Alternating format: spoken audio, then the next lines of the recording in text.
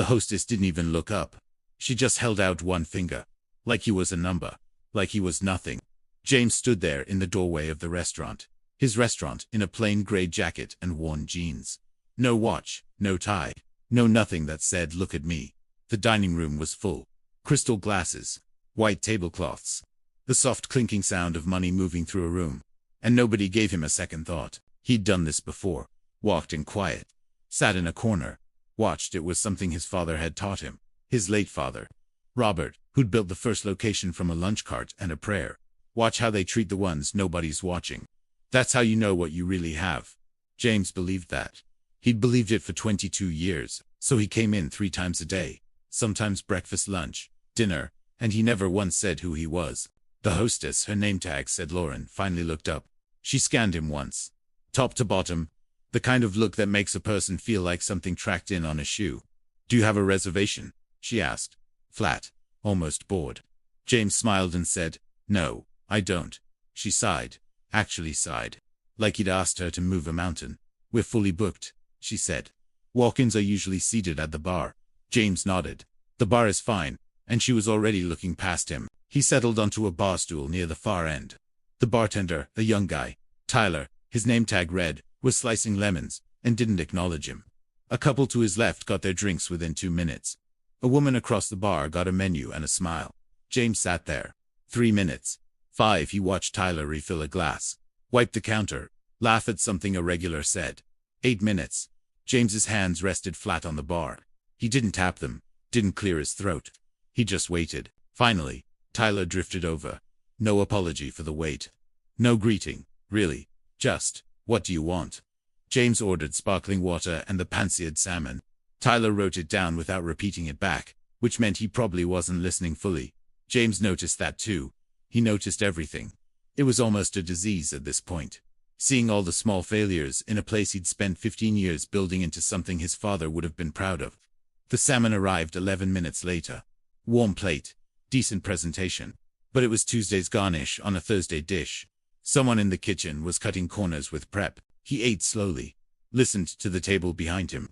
A couple on what looked like a first date. A group of 4 celebrating something. Balloons tied to one chair. Normal life. Happening all around him. The restaurant was doing what restaurants were supposed to do. Feeding people. Marking moments. That part still made him feel something good. Even when everything else needed work. That part always got him. He came back at lunch the next day. Different outfit. Same quiet entrance. Lauren was there again. This time she did look at him, and something in her expression said she recognized him, but couldn't place from where. She seated him at a table near the kitchen door.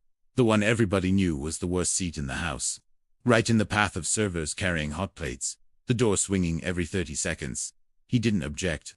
He sat down, opened the menu like he was reading it for the first time, and watched the lunch manager, a man named David, who James had promoted twice in 4 years, walk through the dining room with his shoulders back and a smile on like a costume. He stopped at nice tables, the ones with people in suits. He laughed too loud at their jokes and refilled their water himself. He walked past James 3 times, without a glance. James watched him the way you'd watch a storm building on the horizon. Slow, patient, taking notes in his head. By the 3rd visit, dinner, same day, James had seen enough to write a 10-page report. But he didn't come for reports. He came because he needed to feel it. That was the part people never understood about him. The numbers, the spreadsheets, the quarterly reviews, those were easy. What was hard was knowing whether a place still had a soul. Whether the people inside it gave anything of themselves, or just showed up for a paycheck. His father used to say you could taste the difference in the food. James thought you could feel it the moment you walked through the door. He arrived at 6:45. The dinner rush was just building. He wore the same gray jacket. Sat at the bar again. Tyler was back on shift. This time, Tyler looked at him, and James could see the flicker of recognition. Same guy. 2 days in a row, but still no change in behavior. Still the casual dismissal. Still the 30-second delay before a menu appeared in front of him. James ordered a glass of water and the evening special. A new dish the head chef Emily, his most recent hire, had introduced 3 weeks ago. He was curious how it was holding up under volume. It was holding up beautifully. He had to give Emily that. The duck was perfectly done. The sauce had a brightness that cut right through. He was halfway through the plate when Lauren appeared beside him, not to check on him, but to seat a couple who'd apparently been bumped from their table. She said, with a wide smile aimed entirely at the couple. So sorry for the inconvenience. We'll make it right. Then she looked at James and said, almost as an afterthought, could you move to the end? We need this section for larger parties. Not a question. Not really. James looked at her. He didn't move right away. This is where I was seated, he said, calm as still water. Lauren blinked. I understand that, sir, but we're trying to accommodate. How long have you worked here? James asked. She paused. About 8 months. And before that, a place downtown. Why? James folded his napkin on the table. He didn't answer her question yet. He said, get David, please. She frowned a little. The manager. Yes. Is there a problem? James said, just get David. David came over with his big smile already on the customer service face. The one built for difficult people who needed to feel important. What can I help with tonight? He said, pulling the words out like he had all the time in the world. James looked at him for a moment. Then he reached into the inside pocket of his gray jacket and placed a business card on the bar. White card. Simple font. Just a name and a title. David glanced at it. Then he looked again. His smile flickered. Just for a second. The kind of thing you'd miss if you weren't watching closely. James was always watching closely. David picked the card up. Read it again. James, you're James Mitchell. James said, that's right. David looked at the card a third time, like it might change. The owner. It wasn't quite a question. James said, the owner. The dining room hadn't gone quiet. No dramatic music. No one else even knew anything was happening. It was just 3 people at a bar, and a card on the counter, and a silence stretching between them like something pulled too tight. Lauren had gone pale. Not dramatically, just the color draining quietly from her face the way it does when you replay the last 48 hours in your head in about 4 seconds. David started talking. Sir. We had no idea. James held up one hand. I know you didn't. That was the point. He looked at Lauren too. She'd taken half a step back, like distance might help. James said, sit down, both of you please. It came out like a request. It was also clearly not optional. They sat. The bartender, Tyler, had gone very still at the far end of the bar, cloth in hand, pretending to wipe the same spot he'd been wiping for a minute and a half. James spoke quietly. He didn't perform the moment. That wasn't his style. He told them what he'd seen. The cold greeting. The worst table. The 30-second lag before service. The walk-in dismissal. David kept nodding like a man in a boat, realizing it has a hole. Lauren looked at the bar top.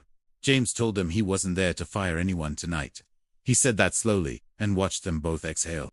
He said, but I need you to understand something. He paused. Every single person who walks through that door might be the most important person in the room. You don't get to decide that based on how they're dressed. He talked to Emily next, back in the kitchen. His head chef Emily came out with flour still on her sleeve, and when he told her who he was, she just nodded like it made sense. Like she'd half expected this. She said, the duck. He said, the duck was excellent. She let out a breath. Good. I've been worried about the sauce reduction at high volume. They talked for 20 minutes about the kitchen side of things. What was working? What needed adjusting? What she needed that she didn't currently have. She was direct. No performance.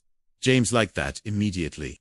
He told her the kitchen was the best part of his visit, and he meant it. He stayed until the last table cleared. He helped himself to coffee at the bar. Tyler brought it without being asked, and actually made it properly. And said quietly, I'm sorry about before. James said, don't be sorry. Just don't do it again. Tyler nodded and went back to closing duties. Lauren had spent the last hour of her shift moving between tables with a new kind of attention. Checking in genuinely, refilling water before glasses were empty, learning names. David had done a quiet walkthrough that looked less like performance and more like actual care. James sat alone with the cold coffee and the empty room. Chairs going up onto tables. The slow transformation a restaurant goes through at the end of a night, from somewhere into somewhere else. He thought about his father's cart. The way Robert used to say the food was never just food. It was somebody's anniversary, somebody's hard week, somebody's first date. Every plate carried something. Every table held something. You had to remember that. You had to teach it. He pulled out his phone and sent 2 messages. One to his operations director, his longtime colleague, Andrew, asking for a full review of front-of-house training at all 12 locations. Not urgent, not angry, just necessary. The second message he sent to his assistant to schedule a staff meeting at this location for the following week. He wasn't going to blow the place up. He was going to fix it. That's what his father would have done. That's what you do when something you love is drifting. When he walked out into the night air, the street was quiet. Restaurants 2 blocks down, still full of light and noise. A taxi passing. Someone laughing on a phone. The city doing what cities do, continuing without permission, without pause. James buttoned his jacket against the cold and stood there for a moment. 22 years. 12 locations. Hundreds of staff. And still, every time, he could walk in wearing a gray jacket and nobody knew. He always thought that was the point. The test wasn't for them. It was for him. It was how he stayed honest. He walked to his car, an older model, nothing impressive, and drove home. The radio was off. He didn't need it. He was still turning the evening over in his mind, finding the edges of it, deciding what it meant. Not for the business. He'd figure that out with Andrew and the team. What he was turning over was simpler. The hostess, the bartender, the manager. None of them were bad people. He'd seen bad people. These were just people who hadn't been taught well enough, or reminded enough, or led by example enough. That was on him too. He sat with that on the drive home. The staff meeting the following week was calm. James didn't dramatize the story. He just told it, plainly. I came in 3 times over 2 days. No one knew who I was. Here's what I saw. He went through it without blame in his voice. What had gone well, what hadn't, what needed to change. Lauren and David were in the room. He could feel the weight of it on them. But he said clearly, I'm not telling this story to embarrass anyone. I'm telling it because we can do better. And I know we can, because I've seen us do better. He put Emily in charge of a new hospitality initiative. Her idea. In a sense, because she'd mentioned something during their kitchen conversation that stuck with him. She'd said, the problem is, people forget there's a human being at every table. He'd written that down and handed it back to her as a starting point. A reminder. A direction. She ran with it. Within a month, the location had the highest guest satisfaction score of the 12. Lauren had requested additional training. Tyler had been nominated for Employee of the Month by 2 different guests, who'd written to say he'd made their evening. James didn't go back in disguise after that. He came in as himself, sat at his usual table by the window, and had the duck with a glass of water. Emily came out and sat across from him for a few minutes. They talked about the next menu, about sourcing, about a dessert she was experimenting with. He listened the way his father used to listen. Fully. No phone, no clock watching. Just there. This was still his favorite part. Not the ownership documents. Not the profit reports. This. To people talking about what made a meal worth remembering. If this story touched something in you, maybe it's because we've all been underestimated at some point. Passed over. Dismissed. Made to feel small by someone who didn't take the time to look. And most of us don't own the company. We don't have a business card to put on the counter. What we have is something simpler and harder. The choice to keep our dignity, to stay steady, and to lead with the same quiet respect we want from others. That's what James understood. That's what his father gave him. Not the restaurants. The way of seeing people.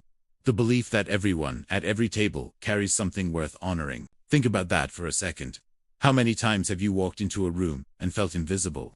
How many times has someone looked right through you because of what you were wearing, or where you were sitting, or what you didn't have on your wrist?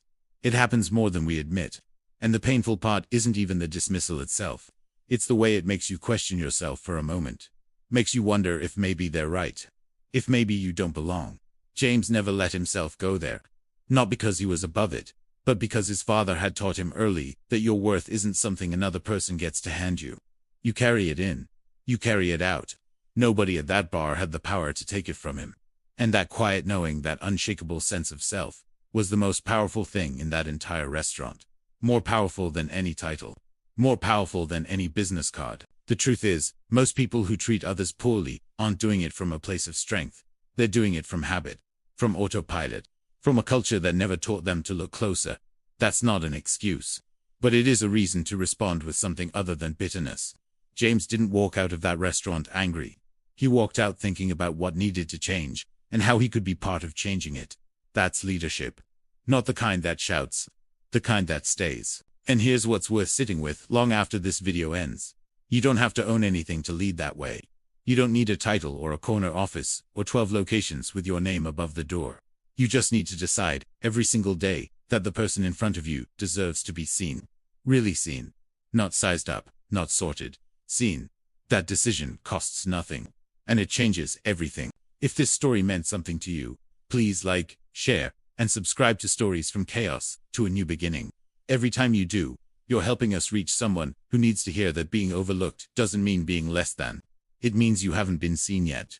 Have you ever been dismissed or underestimated by someone who had no idea who they were really talking to? Share your story in the comments. Because in the end, what matters most isn't the title on your business card. It's whether you treat a stranger at a bar the same way you'd treat the most important person in the room.